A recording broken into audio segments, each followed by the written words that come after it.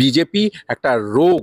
BJP এই দেশটাকে নষ্ট করে দেওয়ার জন্য ক্যান্সারের মতো ছড়িয়ে পড়ছে। বাংলাদেশে যে ঘটনা ঘটেছে তাদের আগুন আমরা বাংলার মাটিতে তো আসতে দেব না। এই বিজেপিকে ধিক্কার জানাই। সেটা আফ্রিকার অত্যন্ত গরিব যে দেশগুলো, সেই দেশগুলোর থেকেও খারাপ অবস্থায় আছে ভারতবর্ষের সাধারণ মানুষ। মানে পুরোপুরি ব্যর্থ এই মোদী সরকার, ব্যর্থ একটা সরকার।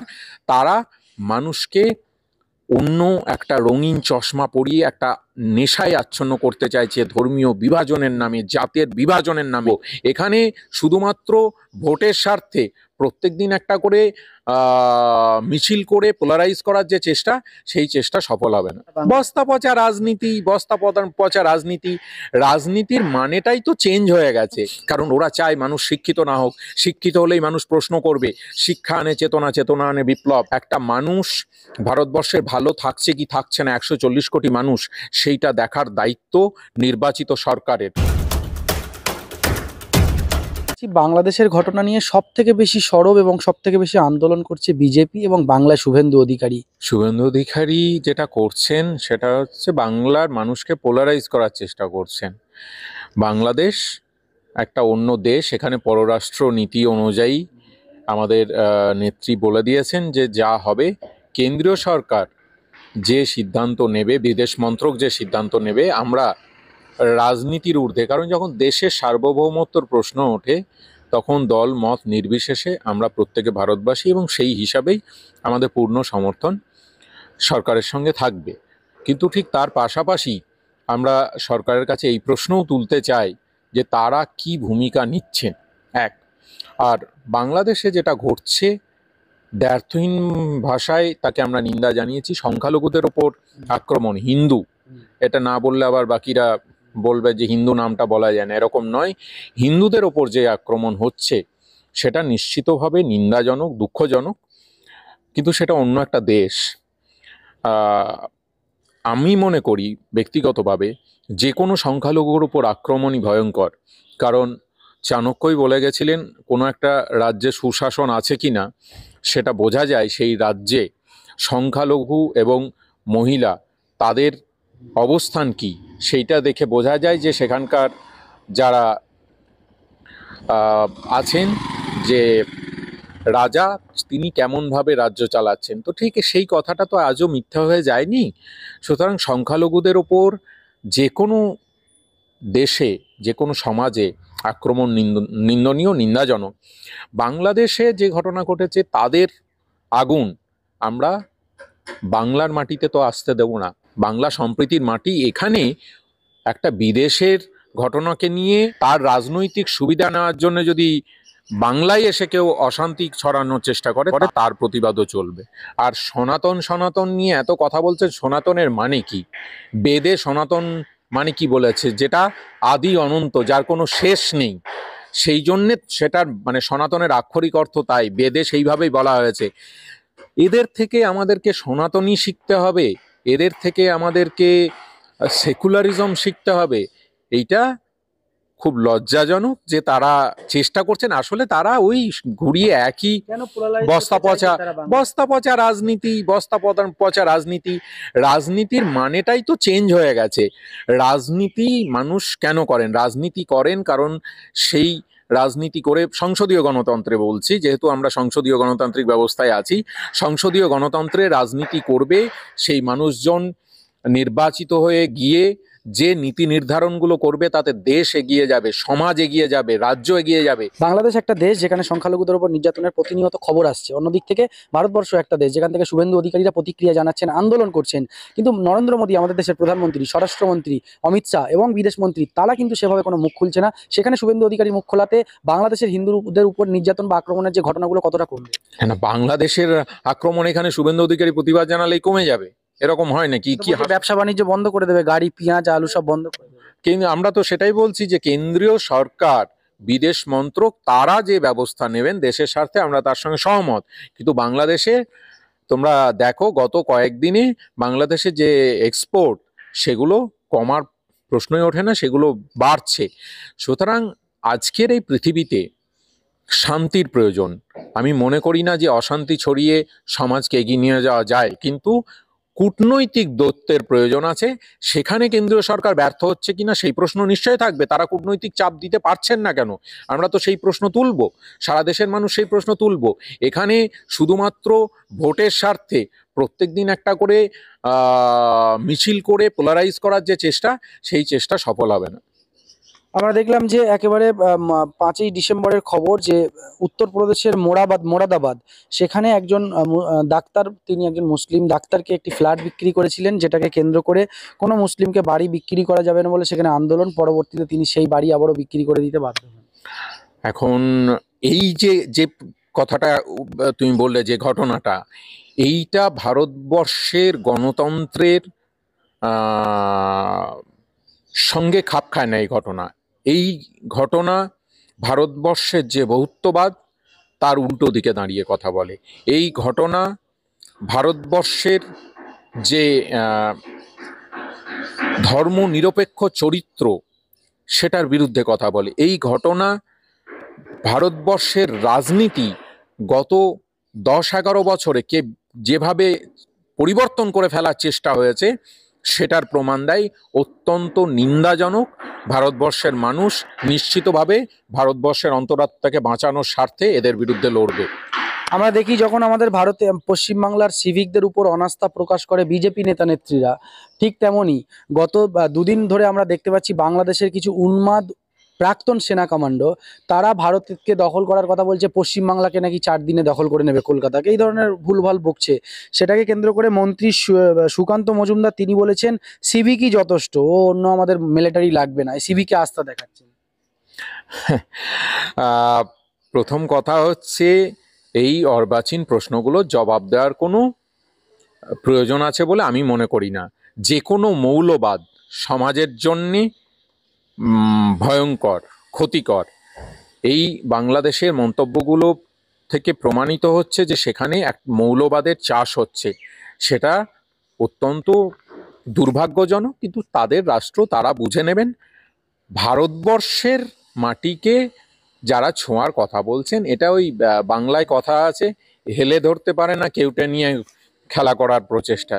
তো এই নিয়ে আমাদের কিছু বক্তব্য নেই। সুকান্ত মজুমদার সিভিকের ওপর যে আস্থা রাখছেন, সেটা নিয়ে কি বলবেন?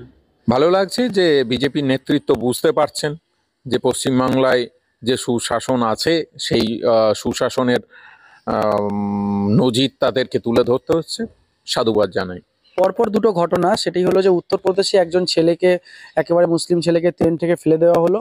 আবার তার 2 দিন পরে ভোপালে সেখানে কিনা দেখা গেল 3টে ছোট ছোট বাচ্চা, তাদেরকে জোর করে জয় শ্রীরাম বলানো হলো এবং বলছিল না বলে তাদেরকে জুতো দিয়ে মারা হচ্ছিল। ওটাই তো বললাম, ভারতবর্ষের সমাজের চরিত্র বদলে দেওয়ার যে এই অপপ্রচেষ্টা, সেটা অত্যন্ত সাংঘাতিক, অত্যন্ত ভয়ঙ্কর, অত্যন্ত চিন্তার কারণ, উদ্বেগের কারণ। রাজনৈতিক স্বার্থে এই ধরনের ঘটনা যারা ঘটাচ্ছে, ইতিহাস তাদেরকে কোনোদিন ক্ষমা করবে না। কারণ এই ভারতবর্ষ সম্প্রীতির ভারতবর্ষ। আমরা কেন ভারতের অর্থনীতি নিয়ে কথা বলবো না, চাকরি নিয়ে কেন কথা বলবো না, কেন জিডিপি 5.4% নেমে এলো, কেন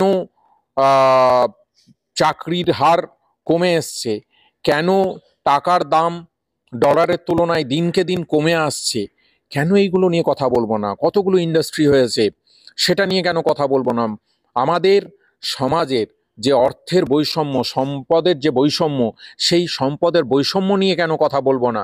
কারণ একটা মানুষ ভারতবর্ষের ভালো থাকছে কি থাকছে না, 140 কোটি মানুষ, সেইটা দেখার দায়িত্ব নির্বাচিত সরকারের। গণতন্ত্রে আমরা সরকার নির্বাচিত করি, অর্থাৎ আমরা প্রতিনিধি নির্বাচিত করি, কারণ তারা আমাদের কিভাবে আমরা ভালো থাকবো, আমাদের জীবনযাপনের মান আরো উন্নত হবে, সেইটা নিয়ে সংসদে এখন এইগুলো নিয়ে আলোচনা হয়। দুর্ভাগ্যজনক।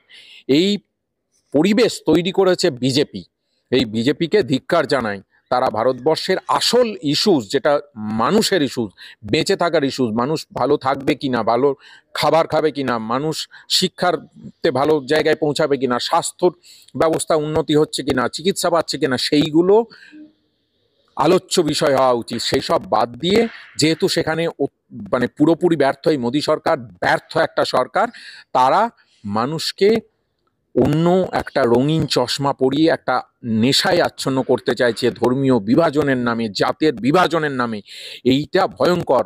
মানুষ আগে খেতে পাচ্ছে কিনা সেটা দেখার দরকার, আমরা পেটের ভাত হচ্ছে কিনা সেটা দেখার দরকার। ধর্ম প্রত্যেকটা মানুষের নিজস্ব বিশ্বাস, ব্যক্তিগত বিশ্বাস, সেটাকে আমরা সম্মান জানাই এবং কে কি ধর্ম পালন করবেন সেটা তার জায়গা থেকে সম্মানীয় জায়গা। এবং আমাদের সংবিধান বলেছে যে সেই অধিকার তাকে দেওয়া হয়েছে। ব্যক্তিগত স্তরে ধর্ম উপাচার এগুলো পালন করার অধিকার সংবিধান দিয়েছে, সুতরাং তারা করবেন। সেটা নিয়ে রাষ্ট্রের বা একটা রাজনৈতিক দল যেভাবে গোটা ভারতবর্ষটাকে ওই এক চোখে দেখানোর চেষ্টা করছে, অত্যন্ত ভয়ঙ্কর, নিন্দাজনক। ভারতবর্ষকে আগামী দিনে আমরা কোথায় এগিয়ে যাওয়ার চেষ্টা করব না, আরো 50 বছর 100 বছর পিছিয়ে দেওয়ার চেষ্টা হচ্ছে। এবং এই বিজেপি সেই অপচেষ্টা করছে। সমগ্র ভারতের মানুষকে, সমস্ত রাজনৈতিক দলকে তাদের রাজনৈতিক সত্তার ঊর্ধ্বে গিয়ে এর বিরুদ্ধে রুখে দাঁড়াতে হবে ভারতবর্ষকে বাঁচানোর জন্য। শেষ বিষয় যে আমরা যখন দেখছি আমাদের দেশের মিডিয়াতে প্রায় এই মুহূর্তে 10টা খবরের জায়গায় 9টা খবর হচ্ছে বাংলাদেশকে নিয়ে, বাংলাদেশের সংখ্যালঘুদের অত্যাচার, তাদের বিষয় নিয়ে হচ্ছে। ইউনূস সরকার, তারা খেতে পাচ্ছে না, তাদের মূল্য বৃদ্ধি হচ্ছে, তারা ভারত না খাবার পেলে খেতে পারবে না ইত্যাদি। কিন্তু আমরা ভারতেও তো এই মুহূর্তে আলু প্রায় 40-50 টাকা কেজি, পেঁয়াজ 70 টাকা কেজি, টমেটো 60 টাকা কেজি, এবং এই যে এই সময় বাঁধাকপি ফুলকপিগুলোরও যে দাম হয় 50 টাকা 60 টাকা করে কেজি হচ্ছে। এই এত দাম, এই মূল্য বৃদ্ধি নিয়ে কোনো আলোচনা নেই মিডিয়ায়, বিজেপির কোনো আন্দোলন। সেটাই তো বললাম, দেখো একটার সঙ্গে অপরটা সম্পর্কিত। অর্থনীতি তো মূল বিষয়। একটা দেশ কিভাবে চলে, একটা রাষ্ট্র কিভাবে চলে, সেটা মূলত ঠিক হয় অর্থনৈতিক যে নীতি সেইগুলো কিভাবে ইমপ্লিমেন্ট হচ্ছে, বা নীতিটা নিয়ে আলোচনা হচ্ছে কিনা, সেই আলোচনা নেই। আমি আবার উদাহরণ দিচ্ছি, সংসদের গরিমা গত 10-11 বছরে বিজেপি লুণ্ঠিত করেছে। অথচ এই সংসদেই বিজেপির নেতা অটল বিহারী বাজপেয়ীকে একসময় তৎকালীন প্রধানমন্ত্রী জওহরলাল নেহেরু ইউএনএ পাঠিয়েছিলেন বক্তব্য রাখতে। এটা হচ্ছে ভারতবর্ষের গণতান্ত্রিক শক্তি, সংসদীয় গণতন্ত্রের শক্তি। এবং সেখানে বলেছিলেন যে এটা দলের বিষয় নয়, তখন দেশকে রিপ্রেজেন্ট করবে একজন দেশবাসী হিসাবে। আমাদের ভিতরে সংসদীয় গণতন্ত্রে বিরোধী দল থাকবে, তারা নিজেদের মধ্যে রাজনৈতিক লড়াই করবে, ভোট হবে, কিন্তু দেশের স্বার্থে সবাই এগিয়ে যেতে হবে। আজকে কোথায়? যখন ভারতবর্ষ স্বাধীন হয়, ছিন্ন ভিন্ন একটা দেশকে ইংরেজরা লুটে পুটে নিয়ে গিয়ে একটা ছিন্ন ভিন্ন দেশকে উপহার দিয়ে গেছিল। সেই জায়গা থেকে আমাদের আজকের ভারতবর্ষে তৈরি করতে তৎকালীন যারা নেতৃত্ব ছিলেন, জওহরলাল নেহরু, সর্দার বল্লভভাই প্যাটেল, আবুল কালাম আজাদ, বাবা সাহেব আম্বেদকর, তারা যে কঠোর, আমি সবার নাম নিতে পারলাম না, মাফ করবেন, অসংখ্য নাম, তাদের কঠোর পরিশ্রমের ফলে আজকের ভারতবর্ষে পরিণত হয়েছে। সেই সময় দাঁড়িয়ে কোনো একটা রাজ্য হয়তো প্রিন্সলি স্টেট, মানে তারা নিজেদের রাজা ছিল, কোনো একটা রাজ্য আলাদাভাবে শাসন হতো, সেই রকম একটা দেশ, সমস্ত সম্পদ ইংরেজরা লুটে নিয়ে চলে গেছে, মন্বন্তর হচ্ছে, মানুষ খেতে পারে না। সেখান থেকে দাঁড়িয়ে এই সংসদীয় গণতন্ত্র ব্যবস্থাতেই তখন তারা ভাবতে পেরেছিলেন আইআইটি বানাতে হবে, এইমস বানাতে হবে, আইআইএসসি বানাতে হবে, ওএনজিসি বানাতে হবে, ইন্ডিয়ান অয়েল বানাতে হবে, ভাকরানাঙ্গাল বানাতে হবে। কিভাবে দেশের কৃষি, শিক্ষা, স্বাস্থ্য এবং ইন্ডাস্ট্রি, শিল্পকে আগে নিয়ে যেতে হবে, তবেই তো দেশ এগিয়ে যাবে। আমরা স্বপ্ন দেখি সেই দেশের, যেখানে ভারতবর্ষ পৃথিবীতে 1 নম্বর দেশ হবে, কিন্তু সেইগুলো আর আজকে আলোচনা হয় না। আজকে সংসদে কোনো আলোচনা হয় না, শুধু মেজরিটি দেখে হাত তুলে অর্ডিন্যান্স পাস করে বিলগুলোকে সব পাস করিয়ে দেওয়া হয়। এইটা সংসদীয় গণতন্ত্রের পরিপন্থী। সমস্ত কিছু হাত তুলে হয় না। সংসদীয় গণতন্ত্রে এটা হওয়া উচিত যে তর্ক হবে। আগে আমরা দেখতাম সংসদে ঘন্টার পর ঘন্টা বিরোধীরা তর্ক করছে, এবং সেই বিতর্কের পরে যে সমাধান বেরিয়ে আসবে সেটাই দেশকে চালানোর ক্ষেত্রে চালিকা শক্তি হিসাবে ভূমিকা নেওয়া উচিত। সেই বিষয়টাকেই ধ্বংস করে ফেলেছে বিজেপির কেন্দ্রীয় সরকার। বিজেপি একটা রোগ। বিজেপি এই দেশটাকে নষ্ট করে দেওয়ার জন্য ক্যান্সারের মতো ছড়িয়ে পড়ছে, এবং তার প্রতিদানে কি করছে, এইগুলো যখন তারা করতে পারছে না, যে দেশের অর্থমন্ত্রী যে দেশের অর্থমন্ত্রী পেঁয়াজের দাম বেড়েছে কেন জিজ্ঞেস করলে বলেন যে আমি পেঁয়াজ খাই না। লজ্জাজনক, লজ্জা লাগা উচিত এদের। তার জিডিপি কমে যাচ্ছে কেন, চাকরি পাচ্ছে না কেন, ওয়েলথের ডিস্ট্রিবিউশন এরকম হয়ে গেছে। আজকে শুধু জিডিপি দেখিয়ে দিলে হবে না, জিডিপি পার ক্যাপিটা দেখতে হবে।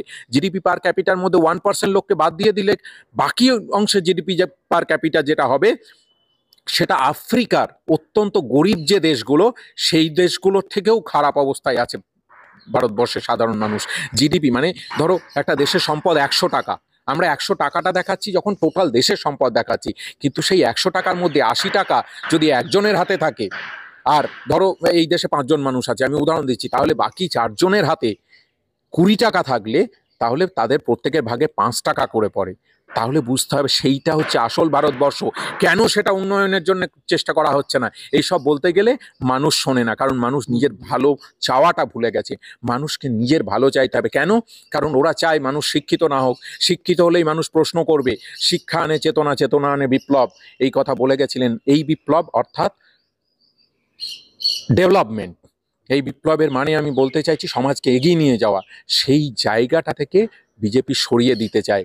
শিক্ষার দরকার নেই। ছোট ছোট বাচ্চাদেরকে দেখছি যাদের স্কুলে যাওয়ার বয়স, সেই বয়সে তারা ধর্মগুরু হয়ে যাচ্ছে। কি মানে কি জঘন্য পরিস্থিতি তৈরি হয়েছে দেশের। তার থেকে মুক্তির জন্য সবাইকে একসঙ্গে লড়তে হবে। ভাবতে হবে আফগানিস্তান একসময় কাইট রানার্স যদি পড়ে থাকে, তো তুমি যদি পড়ে থাকো বা দর্শকরা নিশ্চয় পড়েছেন খালিদ হোসনির লেখা, সেখানে দেখা যাবে আফগানিস্তান 50 বছর আগে বা 60 বছর আগে সেখানে মেয়েরা লন টেনিস খেলতো স্কার্ট পরে। আজকে সেখানে মেয়েদের শিক্ষার অধিকার নেই। দেশকে ধর্মের নামে তারা একটা মৌলবাদের জন্ম দিয়েছে। যে কোনো মৌলবাদের বিরুদ্ধে আমরা। সমাজ এগিয়ে চলুক, ধর্ম থাকুক অন্তরে আর কর্ম থাকুক বাইরে, এটাই হচ্ছে আমাদের স্লোগান।